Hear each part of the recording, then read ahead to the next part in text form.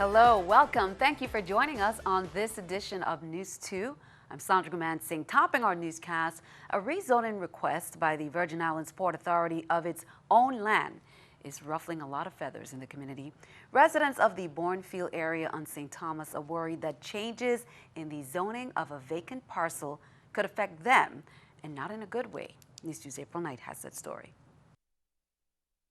The fight to keep Port Authority away from a vacant piece of land in Bournefield reaches the Senate. Government agencies, including the landowner, VI Port Authority, testified Tuesday on a rezoning request that has Bournefield residents up in arms. Port Authority is rezoning Parcel 69 in Lindbergh Bay, more than 9 acres of residential land in the Bournefield area, into heavy industrial. The purpose, according to officials, is to build additional cargo warehouses and relocate a maintenance facility. The parcel was deeded to Port Authority in 1970 for developing the airport. Bournefield resident Josephine Lindquist, however, said that when they asked VIPA what exactly will be moved to the vacant lot apart from the maintenance facility, we were met with mild hostility and vague answers.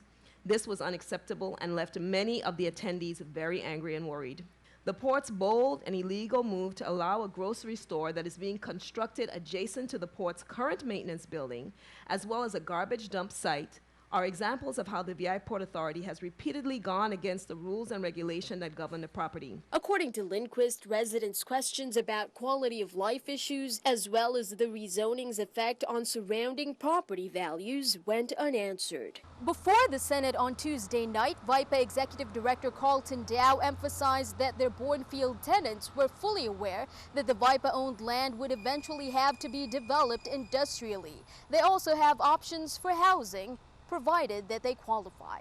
Telling you, we're not throwing people on the street, number one, and number two, with housing authority program, they still have to be qualified. They can't have a house someplace renting and then living there. The Bournefield rezoning is on the Senate session agenda on Thursday. Reporting for News 2, I'm April Knight. And the rezoning requests by Port Authority also included a change in Parcel 70 at the airport to make way for a bulk fuel storage facility. The Virgin Islands Department of Education, Office of the Insular Superintendent, St. Croix District informed parents and guardians of students at the Elena Christian Junior High School earlier today that the students needed to be picked up promptly at 2:30 p.m. at the close of the school day. The school was on secured lockdown due to a non-school related shooting. That incident occurred just after 12 p.m. in the neighborhood located at the far north end of the school. School officials say all students and staff were accounted for and they secured inside the school building. Police were on the scene investigating the incident. A portion of the roadway leading to the school had been cordoned off to ensure students' safety. Police on St. Croix are asking the public's assistance in locating Abijah Isaac, a 17-year-old missing minor. Take a look at the pictures there. Abijah Isaac stands at 5'9", has brown complexion, black hair, brown eyes, and weighs approximately 145 pounds. He frequently visits the Scion Farm basketball court, Scion Hill area, Sunny Isles, and Tantan Terrace. Isaac was last seen on Saturday, February 20th, 2016, at his residence located at number 54 Scion Farm. If located, you are asked to notify 911 or Juvenile Investigation Bureau at 340-712-6029 or 778-2211. You can ask for Detective Willock. Senior District Court Judge Raymond Finch sentenced Lamont Sweeney, 41, and Sean Webster, 42, each to 3 years of probation, a fine of $500, and 100 special monetary assessment. Sweeney and Webster pleaded guilty on September 28, 2015. According to the plea agreement filed with the court on March 17, 2014, an individual asked Sweeney to have Webster pick up a package from the Richmond Post Office on St. Croix. Sweeney called Webster, who agreed to pick up that package. Both Sweeney and Webster knew the package contained 4,900 grams of marijuana. The Virgin Islands Police Department is advising the general public of the parking restrictions for the Dominican Independence Day Parade, which is scheduled for Sunday, February 28th. Parking is prohibited along the entire Dominican Independence Day Parade route. including the staging area at Basin Triangle. Parking is prohibited on King Street and Hospital Street. These restrictions are in place from 4 a.m. Sunday, February 28th until the completion of the event. Motorists are urged to use alternate routes. Any vehicle found parking the restricted area will be ticketed and/or towed at the owner's expense. Well, yesterday we reported on the rise in confirmed Zika cases in the territory, as well as the first cases of another mosquito-borne illness.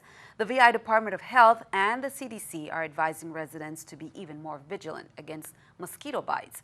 They also shared another reason why pregnant women should be careful during this time. NEWS2's April Knight has details.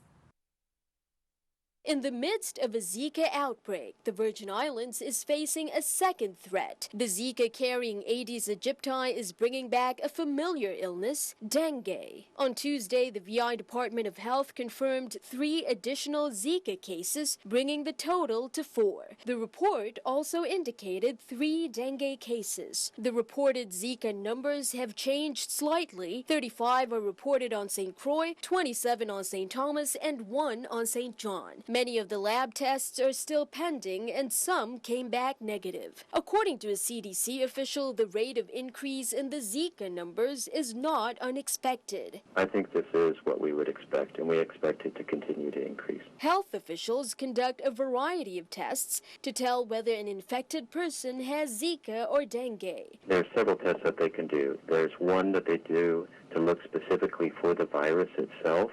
That has to be within about 7 days of symptoms. But it's difficult to distinguish between Zika and dengue just by the symptoms alone. Zika tends to be quite mild. It would be difficult to say, yes, you have dengue, just based on the symptoms, though, because they are so similar. Because dengue is active in the islands again, pregnant women are advised to be doubly careful. Not only are they at risk of the effects of Zika, the dengue element also means they need to avoid certain medications, specifically ibuprofen or anything containing aspirin. Pregnant women who have dengue are at higher risk for having hemorrhagic complications. It means that they have higher chance for having bleeding complications. If you're taking aspirin or ibuprofen or other non-steroidal anti-inflammatory medicines, that can thin your blood so that you would have an increased risk of having hemorrhagic complications. Nothing to do with Zika. It has to do with dengue. Reporting for NEWS2, I'm April Knight. The New York Times has also reported 14 confirmed cases of Zika in the states that are sexually transmitted. Well, as we reported, Governor Kenneth Mapp is in attendance at the National Governors Association's annual meeting, which brings together the chief executives from all 50 states as well as the U.S. territories in order to develop policy, lobby the federal government, and share information about regulations and programs in their jurisdictions. Governor Mapp was very pleased, he said, to note that President Obama had pledged White House support in battling the Zika virus.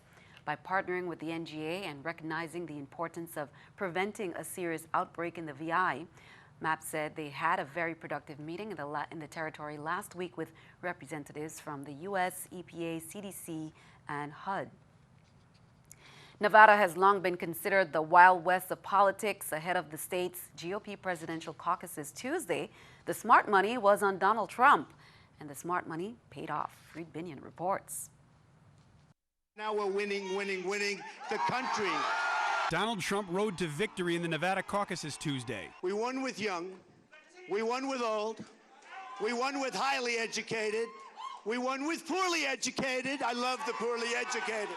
But with Trump highly favored even before the results started coming in, the real fight was between Ted Cruz and Marco Rubio for second place. Cruz spinning his showing in Nevada as progress. We are one step closer to turning the pages on the failures of the Obama-Clinton disaster. Rubio touting his establishment candidate identity as critical for a general election win. I'm a conservative that can unite this party. As the Republicans watched the Nevada returns come in, Democrats hit them on the issue of race at CNN's South Carolina town hall. This birther issue, which we heard from Donald Trump and others, a racist effort to try to delegitimize the President of the United States. Bernie Sanders courting the minority vote ahead of the state's Saturday primary and hitting rival Hillary Clinton over her paid speeches to Wall Street, demanding that she release the transcripts.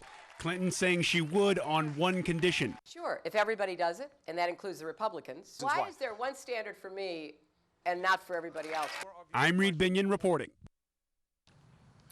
Meanwhile, keeping our eye on the economy, let's take a look at the New York Stock Exchange with our Stock Market Watch. As we take a look at the numbers there, we can see everything's up. The Dow 53, NASDAQ 39, S&P 500 8. Coming up on News 2, we continue our Black History Month awareness. Since meeting on Broadway in a 1946 production, they excelled as collaborators and as individuals, breaking new ground for African Americans. One broke ground in 1965 as the first black woman to play lead roles at the American Shakespeare Festival. Who are we talking about? That's coming up next.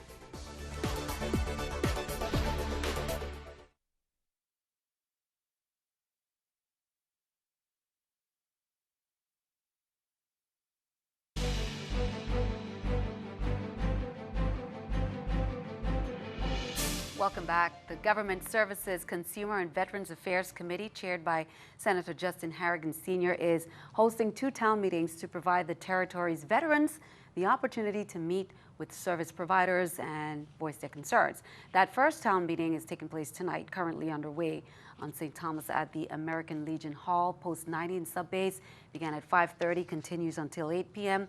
The second town hall meeting, however, will take place on St. Croix at the American Legion Hall Post 85 in Christiansted on Monday, February 29th. A panel of representatives from both the private sector and government departments, agencies, to include representatives from the U.S. Department of Veterans Affairs will all be present. The Department of Public Works advises the motoring public that on Saturday, February 27th, Commandant Gata, which is between Crystal Gata and Wimmelschutz Gata, will be partially closed through Tuesday, on Tuesday, March 1st. The Department of Education will be installing a new manhole to address some plumbing issues at the day adult education facility. Motorists are asked to seek alternate routes to avoid delays. DPW says it is anticipated that construction on the St. Thomas Road will be completed by Wednesday, March 2nd, 2016. At that time, the road will be reopened for the motoring public. If you pass by the old J. Antonio Jarvis building on St. Thomas Tuesday, you would have seen students from the Royal Danish Academy. As we reported earlier, for 3 weeks, they'll be helping out in the initial stages of restoring the area to make way for a project tied in with the Virgin Islands Centennial Celebration and its search for identity. Senator Myron Jackson, who spearheads the project on St. Thomas, shares the purpose of the undertaking. To educate our youth in the areas of the traditional crafts and also in arts and culture. And then likewise the building of a museum. In the interim, we'll use aspects of these complexes for the expansion of a modern museum, and cultural corridor will span 1 block, beginning with this particular structure, building A, behind you building B, and building C. These additional buildings were bought by the government of the Virgin Islands to expand the school campus. The National Park Service also received some help. The Praxis Studio Landscape Architecture students from Rutgers University of New Jersey, they collaborated, and the collaboration was the 3rd time the students have come to work on the National Park Service projects on St. Croix. The 14 students worked to develop conceptual plans for interpreting the maritime and transatlantic slave trade landscape at the Christiansted National Historic Site. The goal, they say, is to generate alternative plans that the community can consider as they continue to develop a structured memorial to share stories, store, and put away complex history. The students were on island and they worked during the spring 2015 semester to develop plans for the site. Virgin Islands Department of Education hosted its St. Thomas St. John District 2016 Math Counts chapter competition on Tuesday at UVI's Administration and Conference Center, with participation from 2 of its public schools, including Adelita Cancran Junior High and Bertha C. Bisholta Middle School, and from private Antilles School and VI Peter Gruber International Academy. Following the nearly 6-hour competition, 4 mathletes on the Antilles School team emerged as the 2016 district champions. Of the registered school, a little over 30 mathletes in 6th through 8th grades participated. The Peter Gruber team placed second. The BCB team took third place. And Adelita Cancrine placed fourth in the team round. The top 10 students from the St. Thomas St. John district will compete against the top 10 in the St. Croix district on March 30th at the state Math Counts competition on St. Croix. From that, 4 winners will be selected to represent the territory at the 2016 Raytheon Math Counts National Championship slated for May 7th to 10 in Washington, D.C. Youth Arise, Inc. will be holding its grand opening ceremony on Saturday, February 22nd at number 18 Hospital Line in Hospital Ground. The festivities begin at 9 a.m. and will continue up until 2 p.m. Now, Youth Arise, Inc. is an organization whose mission, they say, is to reach the young people, to lead and guide them to choose healthy lifestyles, be productive citizens, and to help them conquer the challenges that life brings for young people. The opening of this nonprofit organization is being dedicated to the late Reverend Dr. C. Warren Smith. Nigel O'Hodge Foundation, in conjunction with the Boys and Girls Club, they're celebrating Nigel O'Hodge's birthday with a community awareness and outreach event. This event will take place on the grounds of the Oswald Harris Court on February 27th. 3 p.m. to 6 p.m. The event will consist of many service providers, including pastors, doctors, Department of Education, Department of Health. They'll have some information on the Zika virus, peer educators, and more. A few outstanding people will be recognized for their service in the community. There will be boxing demonstrations, basketball clinics, chess games, bouncers, face painting, entertainment, and refreshments. Arcos Dorados, which is the largest McDonald's franchise operating in Latin America and the Caribbean, they recently won the Communication Director Magazine's Latin America Excellence in Communications Award in the Corporate and Social Responsibility category for its Happy Meal Books campaign, which we shared. It encourages children to develop the habit of reading for fun. The Latin America Excellence in Communications Award honors outstanding achievements in the field of public relations and communications. Through Arcos Dorados, McDonald's launched a long-term project to impact children across 20 countries and distribute to this new generation's educational development. Locally, children in the VI enjoyed the Happy Meal Books campaign with 4 original full-length books featuring popular characters and celebrity book readers, as you can see there. St. Croix Sunshine Foundation will celebrate tomorrow's World Spay Day with a new Every Cat Counts initiative. Nationwide, it's estimated that 80% of kittens born each year are from unowned stray and feral cats. Sunshine Foundation routinely offers a trap, neuter, vaccinate, and release service that offers a humane and proven way to reduce cat population and prevent disease outbreaks. Here's more. Feral cats are cats that are born into the wild. They're not socialized. They're not good house pets, but they tend to multiply very quickly. So tomorrow we're going to be doing free spay and neuter for the feral cats at the Altoona Lagoon. There are about 20 over there that need to be spayed and neutered. We've been working diligently with some volunteers on the rest of the group. So we're hoping to finish that area, and then we'll be moving into other parts of the island with our Every Cat Counts campaign. For more information or to make a donation, you can call 340-244-8910, or you can visit Sunshine Foundation on stcroix.org. Now for a moment in Black history. Since meeting on Broadway in 1946 production of Jeb, Ossie Davis and Ruby Dee, they have excelled as collaborators and as individuals, breaking new ground for African Americans. Ossie and Ruby were married in 1948 and had 3 children. Davis performed in many Broadway productions. Dee broke ground in 1965 as the first Black woman to play lead roles at the American Shakespeare Festival. Dee received an Emmy in 1991 for Decoration Day. In 1976, Dee and Davis produced the first American feature film to be shot entirely in Africa by Black professionals. Davis and Dee were deeply involved in civil rights issues, promoted the cause of Blacks in the entertainment industry. In 2000, Davis and Dee were presented with the Life Achievement Award. Ozzy died in 2005 at the age of 87. Ruby died at the age of 91. Be sure to stick around. Your News 2 AccuWeather forecast is coming up next.